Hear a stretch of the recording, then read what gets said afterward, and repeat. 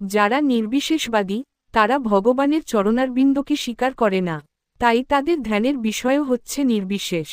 দেবতারা তাই তাদের উন্নত জ্ঞানের মাধ্যমে প্রচার করছেন যে যারা ভগবানের চরণারবিন্দ ছাড়া অন্য কিছুর ধ্যান করে তারা কখনোই ভবসমুদ্র পার হতে পারে না। তারা কেবল কল্পনা করে যে তারা মুক্ত হয়ে গেছে। হে কমলনয়ন ভগবান, তাদের মনোবৃত্তি কলুষিত হয়ে গেছে, কেননা তারা তোমার চরণারবিন্দের ধ্যান করতে পারেনি।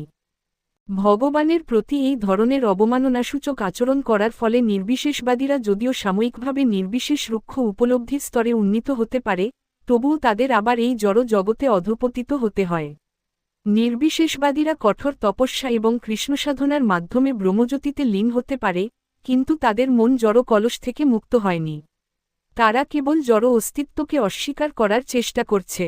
তার অর্থ এই নয় যে তারা মুক্ত হয়ে গেছে, তাই তারা আবার অধঃপতিত হয়। ভগবদ্গীতায় বলা হয়েছে যে নির্বিশেষবাদীদের পরম সত্যকে উপলব্ধি করতে হলে অনেক ক্লেশ সহ্য করতে হয়।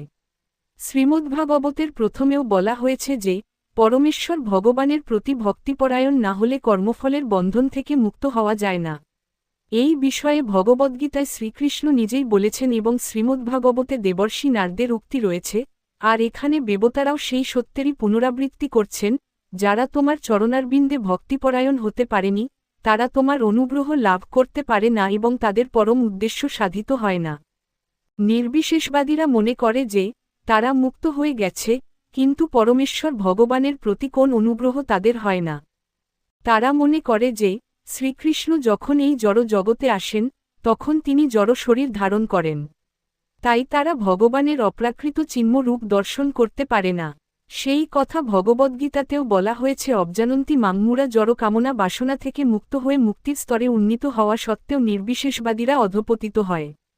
তারা যদি কেবল জ্ঞান অর্জন করার জন্যই জ্ঞানের অনুশীলন করে, কিন্তু ভগবানের চরণারবিন্দে ভক্তিপরায়ণ না হয়, তাহলে তারা কোনোদিনও ঈপ্সিত ফল লাভ করতে পারে না। তারা কেবল ক্লেশী ভোগ করে, এছাড়া আর কোন কিছুই তাদের প্রাপ্তি হয় না।